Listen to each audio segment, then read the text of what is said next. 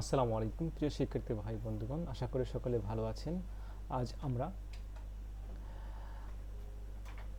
Number 7 parts of স্পিচের number 7 adjective সম্পর্কে শিখব। প্রথমে ডেফিনিশন পড়ি আমরা। Which parts of speech describe fault, quality, situation, number, amount, measurement of nouns or pronouns is called adjective। অর্থাৎ parts of স্পিচের যে অংশটুকু যে অংশটুকু দোষ, গুণ, অবস্থা, সংখ্যা, পরিমাণ, পরিমাপ ইত্যাদি নাউন এবং প্রনাউনের এসব দোষ গুণ প্রকাশ করে থাকে, পার্টস অফ স্পিচের যে অংশগুলা, সেটাই হলো কি অ্যাডজেক্টিভ। অ্যাডজেক্টিভ অ্যাডজেক্টিভ আসল প্রনাউন্সিয়েশন অ্যাডজেক্টিভ। তো আমরা দেখি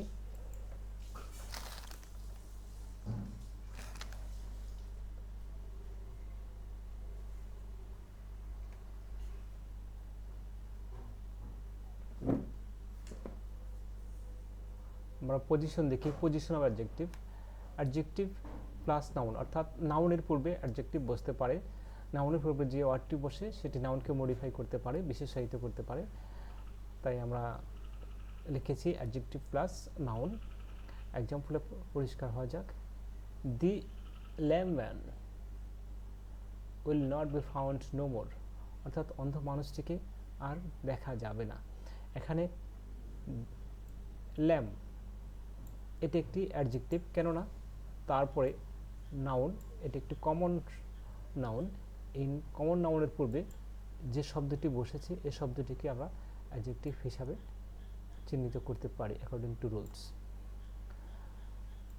তো আবার দেখি noun plus dot dot adjective, অর্থাৎ নাউনের পরে কিছু বসবে, তার একটু দূরেই যে শব্দটি বসবে সেটি অ্যাডজেক্টিভ। একটু দূরে বসলেও সেটি নাউনকে মডিফাই করবে। তো আমরা দেখি দি ম্যান ইজ ব্লেম, অর্থাৎ ডট ডট মানে এখানে একটা ভাব বসেছে। দি ম্যান ইজ ল্যাম মানে লোকটি হয় ল্যাংড়া। তো এখন এই যে যে ল্যাংড়া সেই তো এই ম্যান, সেই হলো ম্যান।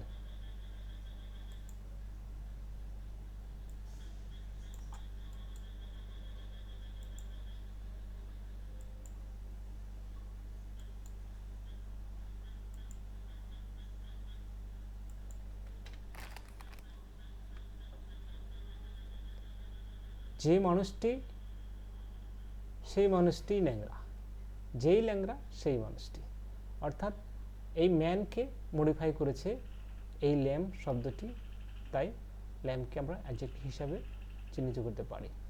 তো এখন আমরা দেখব এই অ্যাডজেক্টিভের টাইপস বা প্রকার। তো আর্টিকেল অ্যাডজেক্টিভ, অর্থাৎ নাউন বা প্রনাউনের পূর্বে যেমন এ এন দি বসে, সে এ এন দিকেও আমরা অ্যাডজেক্টিভ বলতে পারি। তাই বলা হয়েছে এ এন দি যেহেতু আর্টিকেল, তাই বলা হয়েছে আর্টিকেল অ্যাডজেক্টিভ। আবার his, her, my, our, their, your etcetera এসব অধিকারমূলক পসেসিভ ওয়ার্ডগুলো নাউনের পূর্বে বসে, যেমন his name, her name, her pen, his pen, my pen, our Bangladesh, হ্যাঁ, their country, your clothes etcetera এসব আমরা বলে পসেসিভ প্রকাশ করতে হবে। পসেসিভ মানে অধিকারমূলক। তো আমরা এই শব্দগুলোকে, এই পসেসিভমূলক ওয়ার্ডগুলোকে আমরা অ্যাডজেক্টিভ হিসাবে চিহ্নিত করতে পারি, যেহেতু নাউনের পূর্বে বসে, নাউন বা প্রনাউনের পূর্বে বসে। পূর্বে সংজ্ঞায়িত বলা হয়েছে যে যেসব ডেফিনেশনে বলা হয়েছে যে which parts of speech describe, যেগুলো বর্ণনা করে কি দোষ, গুণ, সংখ্যা ইত্যাদি নাউন বা প্রনাউনের দোষ, গুণ, সংখ্যা, পরিমাণ প্রকাশ করে, সেগুলোই হলো সেই সকল ওয়ার্ডই হলো, সেই সব পার্টিসিপেন্টস হলো অ্যাডজেক্টিভ। তো সেই মোতাবেক এখানে আর্টিকেল নাউনের পূর্বে বসে, নাউন প্রনাউনের পূর্বে বসে, তাই আর্টিকেল, অ্যাডজেক্টিভ, পসেসিভ ওয়ার্ডগুলো নাউন বা প্রনাউনের পূর্বে বসে, তাই এই পসেসিভ ওয়ার্ডগুলি হলো অ্যাডজেক্টিভ। আবার কোঅর্ডিনেট অ্যাডজেক্টিভ, যেমন it is divided by comma or and, অর্থাৎ কোঅর্ডিনেট অ্যাডজেক্টিভ এটা একটি কমা দ্বারা প্রকাশ করা হয়ে থাকে, এটি কমা দ্বারা ভাগ করা হয়ে থাকে।